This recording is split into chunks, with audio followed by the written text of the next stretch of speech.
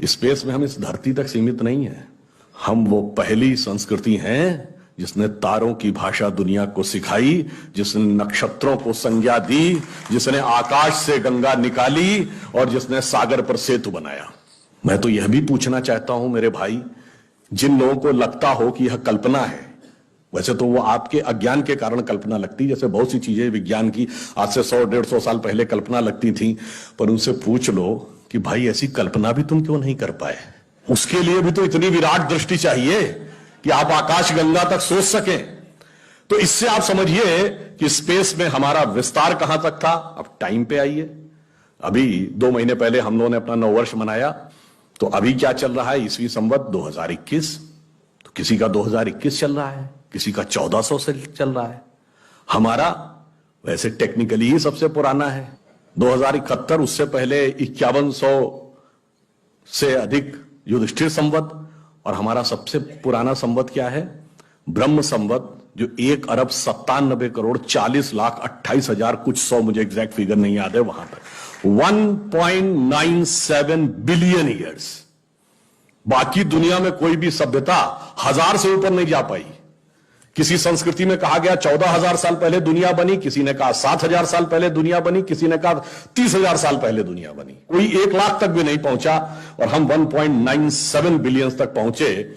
और इसकी प्रामाणिकता क्या है, इसकी वैज्ञानिकता क्या है, इसका प्रमाण देता है दुनिया का सबसे बड़ा कॉस्मोलॉजिस्ट कार्ल सेगन। और ये कार्ल सेगन कोई छोटा मोटा आदमी नहीं था।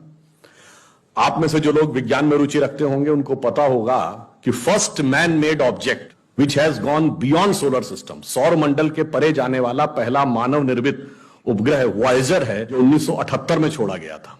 उस वॉयेजर में एक संदेश अंकित किया गया, उसमें चित्र भी बने हैं, भाषाएं भी लिखी हैं, तरह तरह की वॉइस रिकॉर्डिंग भी है। उस संदेश को जिस कॉस्मोलॉजिस्ट ने बनाया उसका नाम है कार्ल सेगन। तो आप समझिए वो कितना बड़ा और कितना महत्वपूर्ण व्यक्ति था। कार्ल सेगन लिखा है, only the ancient cosmological calculations of Hindus matches with the modern scientific calculations because they went to the billions। और आज हम मानते हैं कि 4.5 बिलियन ईयर है अर्थ की आयु, 1.97 बिलियन हमारे यहां मानी गई। कार्ल सेगन कहता others were not able to even reach 100,000 and Hindus have calculated up to billions. तो अब ये एक वैज्ञानिक कह रहा है कि हमारा टाइम में कितना लंबा व्याप है और स्पेस में कितना लंबा व्याप है।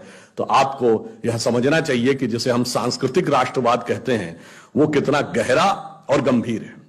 अब मैं आपसे कभी पूछूं कि दुनिया में सभी धर्म संस्कृतियां दावा करती हैं कि हमारे पास बिल्कुल अलग विचार है, हमने बड़ा अच्छा विचार दिया है।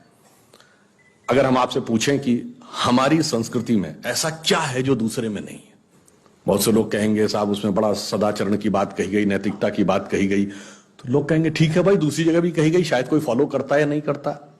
पर मैं अगर आपसे पूछूं कि वो चीज बताइए जो हमारे यहां लिखी और दूसरी जगह लिखी ही नहीं, वो क्या है? आप सबने नाम सुना होगा वैदिक mathematics. Have you ever heard of mathematics as a part of religious text? ये सिर्फ हमारे यहां। गणित धार्मिक पुस्तक का हिस्सा है।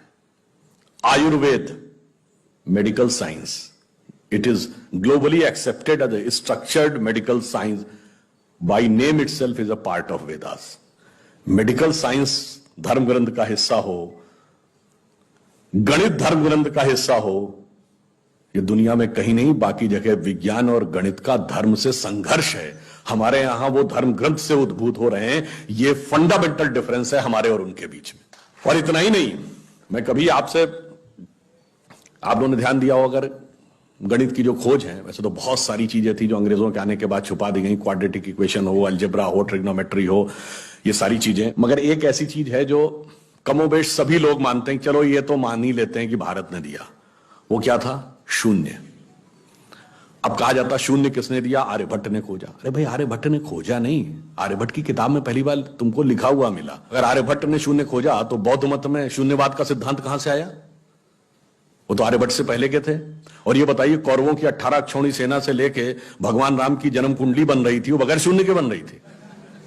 वास्तविकता यह है कि शून्य वेदों से निकला और वो इस बात को स्वीकार करने को तैयार नहीं होते थे कि धर्म ग्रंथ से निकलता है, इसलिए उनको छटपटाहट थी, इसलिए वो कहने का प्रयास करते हैं किसी और ने निकाला था। और समस्या क्या है, हमारे यहां तो भगवान राम की जो कुंडली निकली है वो जब नासा के प्लैनेटोरियम सॉफ्टवेयर में डाली गई तो 7114 समथिंग बीसी की डेट निकल आई। अब बताइए, वैसे तो मैं नहीं मानता कि वो डेट सही है, उसको उसके अंदर नक्षत्रों का कैलकुलेशन किया जाए तो बहुत पीछे आएगा, परंतु बताइए उन लोगों ने हमको समझा दिया कि हम अवैज्ञानिक हैं और हम अंधविश्वासी हैं, जिनमें किसी एक के यहां लिखा है कि धरती चपटी है और एक के में लिखा धरती के चारों तरफ सूरज घूमता है। और ऐसे महान ज्ञानदेव पाड़े लोगों ने हम लोगों को समझा दिया कि हम अनसाइंटिफिक थे और धरती को चपटी और धरती को इस सौरमंडल का केंद्र कहने वाले लोग वैज्ञानिक थे। आज भी जब सूर्य ग्रहण या चंद्र ग्रहण होता है, आप नासा की ऑब्जर्वेटरी बताती है ना, 1950 से पहले नासा नहीं था। आप जाके पूछिए, गांव में कोने में बैठे हुए किसी पंडित से कहिए, पंडित जी पंचांग में देख के बताओ सूर्य ग्रहण कब है, और जो वो हमारा पंचांग बताता है और जो नासा की ऑब्जर्वेटरी बताती है, कभी उसमें दिन तो छोड़िए घंटे और मिनट का भी अंतर देखा है? हमारा तो कैलकुलेशन 5500 साल से एज इट इज चला रहा है, और उसके बाद उन्होंने हमें बताया कि हम अवैज्ञानिक हैं। आज भी आप बताइए, उत्तर भारत में उतना नहीं दिखता, दक्षिण भारत के मंदिरों में जाइए, नवग्रह बने हैं तो सूर्य केंद्र में है कि धरती केंद्र में है? सूर्य के 7 किरणें होती हैं, 7 घोड़े सूर्य के बने कि नहीं मंदिरों में? अब बताइए, ऐसा हमारे दिमागों में भर दिया जाता है। हम सब ने, हम लोगों ने भी विज्ञान में पढ़ा कि सबसे पहले 9 ग्रहों की खोज किसने की? केपलर ने, Kepler's law of planetary motion. हम सब ने, जिसने फिजिक्स पढ़ी होगी 10वीं 11वीं 12वीं में, कभी न कभी Kepler's law of planetary motion पढ़े होंगे कि केपलर ने सबसे पहले बताया कि 9 ग्रह होते हैं। अब ये बताइए, इधर जब हम पूजा करते हैं तो पंडित जी हाथ में जल ले क्या बोलते हैं? ब्रह्मा मुरारी त्रिपुरांतकारी भानु शशि भूमि सुतो बुधश्च और गुरुश्च शुक्र शनि राहु केतु सर्वे ग्रहा शांति करो भवन्तु। अब ये 9 ग्रहों के नाम केपलर बताए थे कि पंडित जी बताए हैं, और हजारों साल से बता रहे हैं। और उसमें मजे की बात यह है कि मंगल के लिए भूमि सुत यानी भूमि का बेटा, धरती का बेटा शब्द है। या अब जाके साइंस ने यह कन्फर्म किया है कुछ समय पहले कि एक थ्योरी है कि कभी एक जमाने में बहुत बड़ा एस्टेरॉयड टकराया था कि धरती से, और धरती का एक टुकड़ा अलग हो गया था, वही टुकड़ा बाद में मंगल बन गया। और भूमि सुत हमारे यहां लिखा हुआ, मंगल के पर्यायवाची में भूमि नंदन भूमि सुत जैसे शब्द हैं। अब आप देखिए क्या वैज्ञानिकता है और कैसे उसको इसमें सम्मिलित किया गया। मैंने क्यों बताया, हमारे यहां विज्ञान और धर्म इस कदर एक मत है कि ये उनकी बुद्धि परप्लेक्स हो जाती है कि कैसे हो सकता है। अब मैं शून्य पे आता हूं, हमने शून्य खोजा, मगर महत्वपूर्ण बात है हमने शून्य क्यों खोजा, हम शून्य खोजने में सफल क्यों हुए और वो क्यों नहीं सफल हो पाए। बड़ी बड़ी दुनिया की civilization, Chinese civilization, Mesopotamian, Babylonian, Egypt की सिविलाइजेशन, ग्रीस की civilization, Roman empire, Turkish empire, Inca, Maya, Aztec, कोई जीरो नहीं खोज पाया।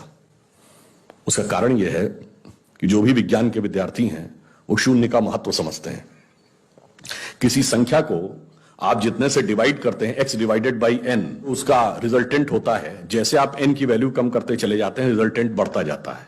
यानी किसी संख्या को x/20 से x/10 का मान ज्यादा होगा, x/5 उससे ज्यादा होगा, x/4 3 2, और जब x डिवाइडेड बाई 1 होगा तो क्या होगा? x हो जाएगा। इसका मीनिंग जानते क्या है? अब मैं आपको बताता हूं ये किस ढंग से हमारे व्यवहारिक जीवन और चेतना का हिस्सा था। आप लोग कभी ये सोचिए कि आपको जीवन में क्या अच्छा लगता है और अच्छा लगना क्या है। मैं बिल्कुल साइंटिफिक एक्सप्लेनेशन की बात कर रहा हूं। Happiness is considered to be an energized state of mind. जब आप खुश होते हैं तो आप ऊर्जा महसूस करते हैं अपने मन में, मस्तिष्क में। अब आपने माना मुझे अमुक गाड़ी से घूमना अच्छा लगता है, अमुक कपड़ा पहनना अच्छा लगता है, अमुक चीज खाना अच्छा लगता है, फला मोबाइल मिल जाए अच्छा, फला जगह घूमने को मिल जाए, से 20 थिंग्स। तो your energised state of mind is associated with 20 things. वो इंटेंगल्ड हो गई है 20 जगह। अब आप अपने मन में सुख के लिए उन 20 वस्तुओं पे आश्रित हैं, तो x डिवाइडेड बाई 20 है। अब मान लीजिए आपने आत्म संयम किया और 5 चीजों से अपना मन हटा लिया, तो x डिवाइडेड बाई 15 हो गया, नेट रिजल्टेंट बढ़ गया। क्यों? वो ऊर्जा जो उन 5 पदार्थों के साथ संलिप्त थी वो आपने बचा ली, तो वो आपके अंदर रह गई, तो by law of conservation of energy आपका एनर्जी लेवल बढ़ गया। जब आप x/10 पे आ गए, एनर्जी लेवल और बढ़ गया, और संयम किया 5 चीजों पे आ गए, एनर्जी लेवल और बढ़ गया। अब इसके आगे की यात्रा जो 5 चीजें हैं, उसके आगे की यात्रा x/5 के ऊपर की यात्रा थोड़ी कठिन चुनौतीपूर्ण है। ये सिर्फ सन्यासी कर पाते हो। 5 चीजें क्या हैं? भोजन, वस्त्र, आवास, श्वास और ईगो, अस्तित्व। तो सबसे पहले क्या छोड़ते हैं? आवास। कहते हैं ना कि करतल भिक्षा तरतल वास। अब सन्यासी का कोई घर नहीं होता, तो x/4 हो गया, independent of house, no need. फिर क्या आता है? वस्त्र छोड़ते हैं, नागा साधु या दिगंबर जैन। अब चेतना उस अवस्था तक पहुंच गई जहां दिशा ही आपको अपना वस्त्र नजर आने लगती है, x/3 हो गया। अब भोजन, अब कॉन्शियसनेस उस लेवल पे पहुंचती है जहां पर उसको ऊर्जा लेने के लिए पदार्थ की जरूरत नहीं है, वो सीधे कॉस्मिक एंगल से एनर्जी ले सकती है। जैसे आपने सुना होगा, बहुत से ऐसे महात्मा होते हैं महीनों महीनों तक नहीं खाते। वो एक स्टेज आती है जब आप उस अवस्था में पहुंच जाते हैं कि आप सीधे कॉस्मिक एनर्जी को ग्रहण करने की स्थिति में आ जाते हैं, आपको मटेरियल एनर्जी की जरूरत नहीं। तो x/2 हो गया। अब है श्वास एंड योर एग्जिस्टेंस। जब तक मेरी सांस चल रही है तब तक मैं हूं, पर जिस क्षण आप श्वास को भी नियंत्रण करने की क्षमता प्राप्त कर लेते हैं, your consciousness become independent of your breathing. मैं चाहूंगा तो मेरी सांस चलेगी, जब नहीं चाहूंगा तो सांस नहीं चलेगी, फिर चाहूंगा तो सांस चलने लगेगी। यह अवस्था होती है समाधि की अवस्था। तो आप x/1, तो x/1 is equal to x। अब आपने आत्म स्वरूप का साक्षात्कार कर लिया, परंतु एक चीज रह गई, मेरा एग्जिस्टेंस, मैं एक एंटिटी हूं, मैं एक व्यक्ति हूं, मैं एक पुरुष हूं, मेरा नाम है, वो तो है ना। जिस क्षण आप अपने कॉन्शियसनेस को अपने एग्जिस्टेंस से इंडिपेंडेंट कर लेते हैं, तो n की वैल्यू क्या हो गई? 0। तो x/0 is equal to infinity. तो अनंत की यात्रा शून्य से होकर जाती है, और हम अनंत खोज रहे थे, इसलिए हम शून्य को खोजने में सफल हुए। यह मूल कारण है कि हम भारतीय शून्य को क्यों खोज पाए।